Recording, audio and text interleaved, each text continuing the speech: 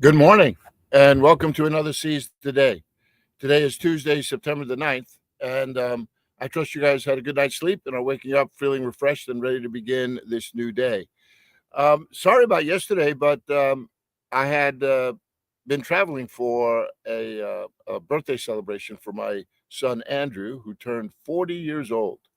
Um, Actually, he turns 40 in October, but we nobody had the time to get together in October, so we thought we would do it a little bit early. But the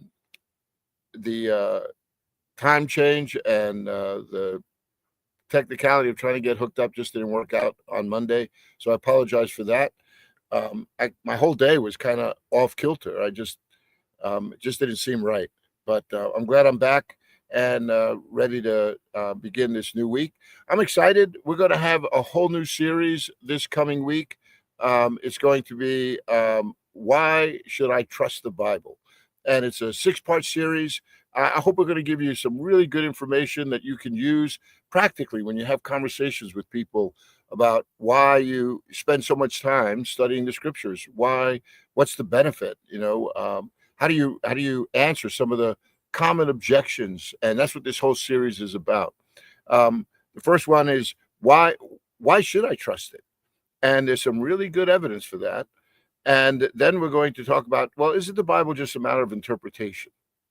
And we're going to take a look at that topic. We'll talk about, is the Bible sexist? What do you do with miracles? Why why would you believe in a God who it seems is always so angry? Number of questions like that happen in our everyday conversations sometimes with people, and this way it'll give us an opportunity to shed some light on really what the scriptures actually do say. My experience is that many people have an opinion about the Bible, but very few people have read it.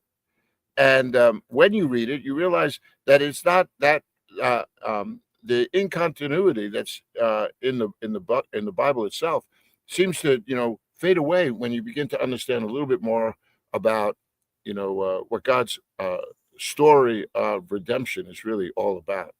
So I'm looking forward to that.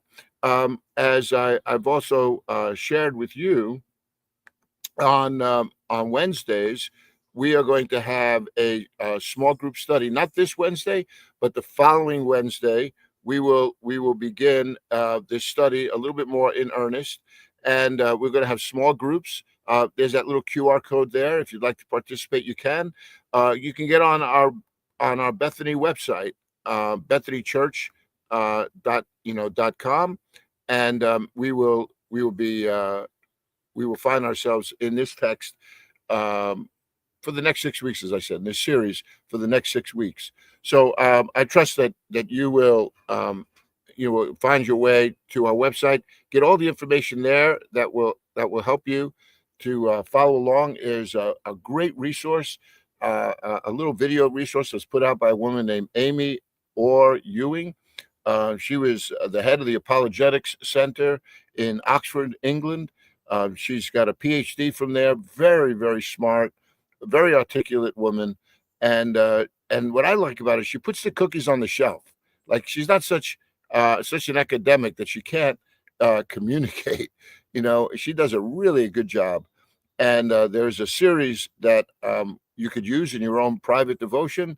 And we're going to be looking at many of the topics that she raises on our Sunday morning series, and then during the week as we play it out on our Seize the Day programming.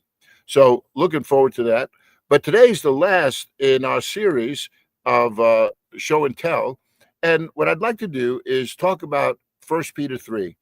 This whole series has been about giving us a more of a comfort on why and how we can show and tell something about our faith. It began in John chapter 4, right? Looking at Jesus's interaction with the Samaritan woman, and how in that interaction, even though she was, from another culture, another gender, that they were so different, Jesus still found a way to communicate with her that ended up her coming to know who he is. And that insight so motivated her that she went into the town and told all of her friends. So you began to see this multiplying effect of the work that she was doing. When the disciples came, it was a different story for them, right? They you could tell by the reaction in the text that they were wondering, why in the world is Jesus even speaking to this woman? Which, gives us a hint, right, in terms of their own obstacles and encumbrances that they had to overcome. They couldn't understand why Jesus would be spending any time with this woman whatsoever. And so Jesus then had an opportunity to speak into their life and basically tell them that they ought to be doing the same work that he's doing. Jesus says, I have come to do the work of him who sent me, right? To complete his task. And he's basically saying, listen, if you're going to be a part of me, then this is part of the role. I'm going to use you to go out into the world and share this good news of the gospel. And so it's important that you also then begin to see people the way I see them. Jesus then, at the end of John chapter 4, will remind them that the people that were coming from the town, they were the harvest that needed to be harvested. Those fields were ripe, and he was sending them off into that field. So then we took a number of looks throughout this summer at passages where where it was demonstrated how God has given us a revelation that would provide us with all that we needed, so that we could go out there and begin to speak to others about this good news of Jesus. Well, today I'd like to bring us to this passage in 1 Peter chapter 3. And so if you would turn there with me, I'd like for you to just look at this passage with me, and we'll begin to look at this together. I'd like to begin by reading it, if I could. And here Peter is talking about what about appropriate conduct for believers in light of what Christ has done for us. So it's how we're living out our faith before the world, which is another way of showing and telling, is it not? And sometimes this could be a very hard one. And so this week, um, I I want you to just be open to what what the Apostle Peter is writing to us, and I hope as a result here that you would begin to understand a little bit more about what our responsibilities are before him. So let's look here and pick it up at verse 8. All right. It says, finally, all of you, right? So he's speaking to the broader context. He had spoken to husbands and wives, reminding husbands that if they don't treat their wives in an understanding way, even their prayers would be hindered. So think about that. You notice how sometimes in our spiritual life, what we want to do is we compartmentalize our lives. So this is my spiritual life. This is my everyday life, right? This is how I conduct myself in the world, but this is how I am with my family. This is how I am with my church. And yet, um, God doesn't do that. We need to be the same person wherever we go. That light needs to be shining when we're in darkness as well as we're in the fellowship of the saints. And so here in verse 8, we're recognizing that there is a way for us to live, all of us. And notice what he says here. He says, I want you to live in harmony with one another. I'm going to just read this text, and then we're going to come back and we're going to spend some time this week looking through it. So he says, finally, all of you live in harmony with one another. Be sympathetic, love as brothers, be compassionate and humble. Do not repay evil with evil or insult with insult, but with blessing, because to this you were called, so that you may inherit a blessing. And then we have this quotation from Psalm 34. And it says this, it says, for whoever would love life and see good days must keep his tongue from evil and his lips from deceitful speech. He must turn from evil and do good. He must seek peace and pursue it. For the eyes of the Lord are on the righteous, and his ears are attentive to their prayer. But the face of the Lord is against those who do evil. You read a text like that, and you begin to realize all the metaphors that are used, right? Your tongue, your lips, turning from evil. The eyes of the Lord are on the righteous. His ears are attentive to their prayer. The face of the Lord is against those who do evil.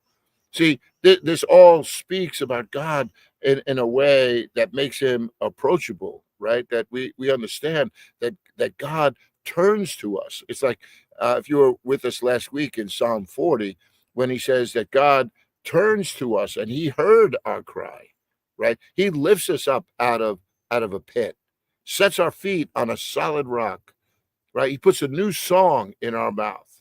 See, this is what God does for us, so that what? We could go out and tell, many will see and hear, and they will turn to the Lord. So there is this idea, right, of showing and telling. And here, our lives are communicating a message. And that's why we have to live a certain way as we're being told here. But let's pick it up again, verse 13. He says, "Who is going to harm you if you are eager to do good? But even if you should suffer for what is right, you are blessed.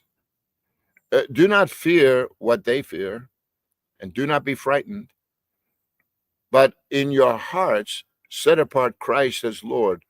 Always be prepared to give an answer to everyone who asks you to give the reason of the hope that you have. But do this with gentleness and respect, keeping a clear conscience, so that those who speak maliciously against your good behavior in Christ may be ashamed of their slander." Well, isn't that interesting? So this is a situation where you find yourself in a bad way, right? It's the text says, who's going to harm you if you're eager to do good? Um, but there are some people who want to harm you. And it says here, so he adds in verse 14, but if you suffer for what is right, you're blessed. Boy, that's a concept that we're going to have to lean into a little bit, because it doesn't seem like you're blessed when you're suffering. And this idea of fearing and being set apart, these are all like really tough lessons to hear, especially if we think somewhere in the back of our minds that if we just serve the Lord, everything should be peaceful, that we ought to be working in this harmony. It's almost as like we have to find the zone. And if I enter into that zone, then I'm just going to go through my life as if I have this protective bubble all around me. When you think about that, and I know sometimes people speak about spirituality that way, can I just remind you to look at the life of Jesus? Was his life without turmoil? Was his life without opposition? Was his life not having to deal with the ferociousness of men and their conniving and scheming?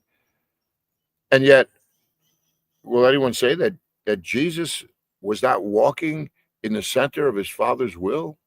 Did he not have that fellowship with the Father, that that that he would speak to him, as his son? Yeah, see, so in this world, this is never going to be heaven.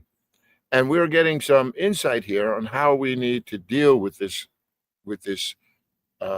obstacles, right, that this world will bring towards us. So it says, let's just pick it up again. Verse 14, it says, "But if any of you should suffer for what is right, you're blessed. Don't fear what they fear. Don't be frightened. But in your heart, set apart Christ as Lord. Always be prepared to give an answer to everyone who asks you to give the reason for the hope that you have." See, this is all about show and tell. This is about giving a reason for the hope that we have, even in the midst of turmoil. But what does he say? But he says, but do this with gentleness and respect. keeping a clear conscience so that those who speak maliciously against your good behavior in Christ may be ashamed of their slander. Oh, sometimes people are going to call you out for doing the right things, and you don't want to return evil for evil, right? You don't want to return insult for insult. It's better, it says here in verse 17, if it is God's will to suffer for doing good than for doing evil. For Christ died for sins once for all, the righteous for the unrighteous, to bring you to God. So here we have this whole, this responsibility that we have and how we ought to live this out. And then now Peter describes a ministry that Jesus accomplished on our behalf. And we're going to go all through this for the week, but I'm just giving you the overview. So it begins with us, and then Peter wants to make sure that all of his injunctions to live a certain way, he wants us to see that all of this has been bound up in the life of Jesus himself, that Jesus modeled this for us. So look at verse 18. For Christ died for sins once for all, the righteous for the unrighteous, to bring you to God. So why did Jesus engage in this work of reconciliation? It was so that you and I would be brought into this relationship with God. Our sins have kept us from this relationship. And now he's saying what Christ did for us brought us back into fellowship with God. He goes on, he says, he was put to death in the body, but made alive by the Spirit, through whom also he went and preached to the saints to the spirits in prison, who disobeyed long ago when God waited patiently in the days of Noah while the ark was being built. In it, only a few people, 8 in all, were saved through water. And this water symbolizes baptism that now saves you also, not the removal of dirt from the body, but the pledge of a good conscience towards God. Boy, that's a mouthful here, because on one level it's saying this baptism, it saves you, but it goes on to qualify, right? It's not the baptism itself. It's not just because you were dunked in water and I'm baptized and now that means that I got my bases covered. No. The baptism is only good if it's demonstrating the pledge that I have made towards God. It's just, think about it. We could go through motions and outwardly it seems like we're checking the boxes. Like, how about if you just, hey, I spend every day reading my Bible. But Jesus says, listen, if you hear the words, but you don't put them into practice, it says you're like a foolish man who builds his house upon sand. Because when trouble comes, it says great is going to be the devastation. But wise is the man who builds his house on a rock, because he has heard the words of Christ and he has put them into practice. So it doesn't do any good just to hear the words of Jesus. It's about hearing the words and putting them into practice. So here, baptism, right? It's the pledge of a good conscience towards God. It's saying that I believe, it is my heart's desire to follow after you. And so it says it saves you by the resurrection of Jesus Christ, who has gone into heaven and who is at God's right hand with angels, authorities, and powers in submission to him. So, man, what a fabulous text this is. It's just filled with all kinds of really keen insight. And I think about the way in which we ought to live our life, right? And all of this, if you're catching from the first 17 verses, are all about the responsibilities that we have, but all of it is demonstrated and modeled by Jesus, who went before us. So when I look to Jesus, when I look to his counsel, he's not telling me something that he has not already experienced. He's not asking me to do something that he has not done first. And in fact, he is doing a work that I could never do in terms of its um, um, totality and impact and perfection. but he calls me to walk alongside of him as a fellow laborer, as someone now who has been given this responsibility to go out into the world and let my light shine before men. And so I want to go back with you here again and just reiterate the responsibilities that we have, but then also we're going to take a look later on in this week in this ministry that has been accomplished by Jesus. And I hope that this will prove to be a fruitful study for you. So let's just go back here and let's just look at verse 8. When he says to these believers now, he says, "Look, I want you to live in harmony with one another, because the unity of the Spirit, it should bring this bond of peace. It's hard to live in disharmony, right? Where there's disunity, and we have to fight. Really, this is a hard fight to make sure that we maintain this unity in the Spirit. So here it's saying, listen, I want you to live in harmony with one another. I want you to be sympathetic, right? We have to show empathy towards one another. Because why? Because don't you want empathy shown towards you? Don't you want to live out this life before God in a way that that you experience compassion, and that the people are around you, they are open, humble? He says, so I want you to live as brothers. I want you to be compassionate and humble, because we all have to look at ourselves. We're going to be placed in a world where people think very differently than we do. And there are going to be times when their behavior is going to be less than what God requires. And here's the other truth. So is us. So is our behavior.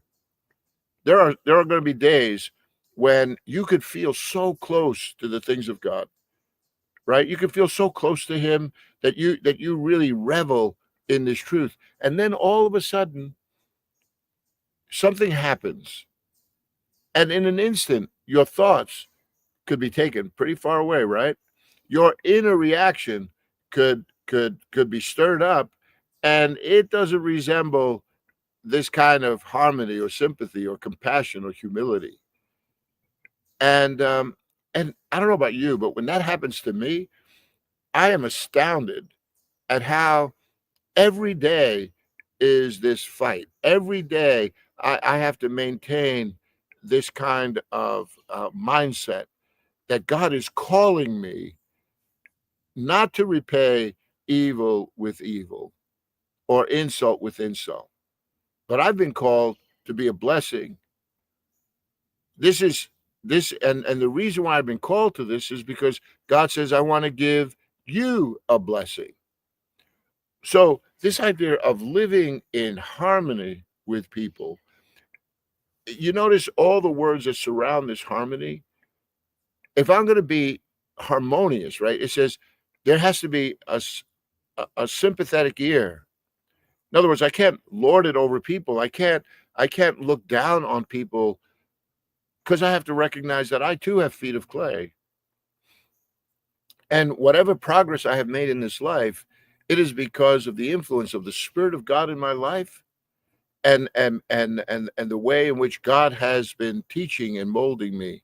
It's not because I am so good, but it's because God has been working this work in me. So should I not show that kind of sympathy to people around me? Should I have not that kind of love? It says here to love each other as brothers, that I ought to show a compassion and a humility. Sometimes I listen to Christians when they engage people in the world, and boy, it's so biting and hard, as if they made all these changes in their life out of just sheer willpower and this great awakening. No, very often you came to know Christ because he was sympathetic towards you.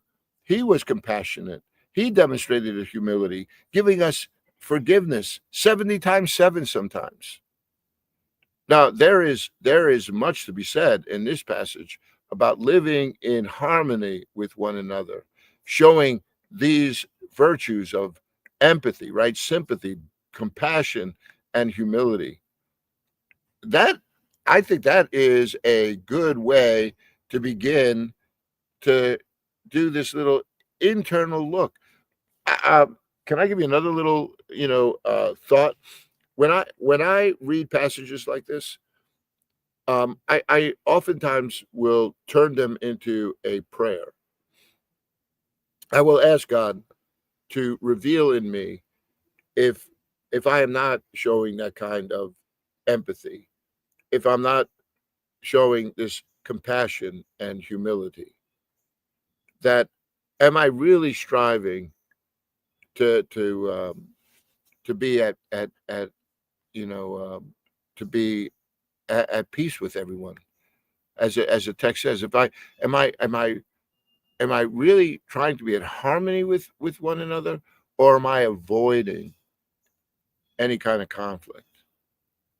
Am I faking the harmony by just pretending that this doesn't really bother me? Because then how am I really going to love with compassion and humility, to be empathetic towards people around me? That's why, if you notice in verse 8, all of this is about the emphasis on me. And verse 9 is saying, I'm doing that in a context where people are being unsympathetic. They are being they are not being compassionate or demonstrating humility to me. That's why he's saying, listen, don't repay evil with evil or insult with insult. You got to rise above that. And tell me, isn't that hard?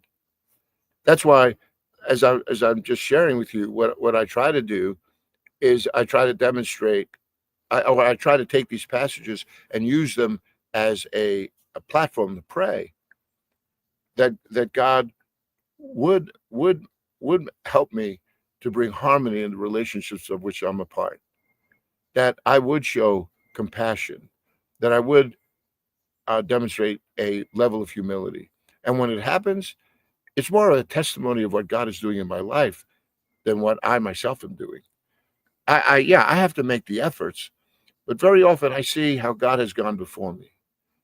Perhaps it would be a conversation or a book that I read or a passage that I've read, and all of a sudden the Spirit of God will just bring that to mind and cause me to just hold my tongue. And I sit there and I think, I would never have done that if God didn't intervene in this moment. If he didn't bring to remembrance maybe some of my past, errors. And now I'm a little bit more sensitive, a little bit more compassionate, a little bit more empathetic. And this is 24/7. This is every day that you and I live. We're called to be different, to be a blessing. Isn't that contrary sometimes to the world around us, that everything is about me and mine? Well, my friends, I want to thank you for joining me today on this Tuesday, September the 9th. It's a great way to begin our day. I missed the regularity of that yesterday, but I apologize for that, but I had no way of really communicating. So, my friends, you go today. Just seize this day. Be reminded that God is good all the time. And Lord willing, we'll spend some more time again tomorrow. God bless you, my friends.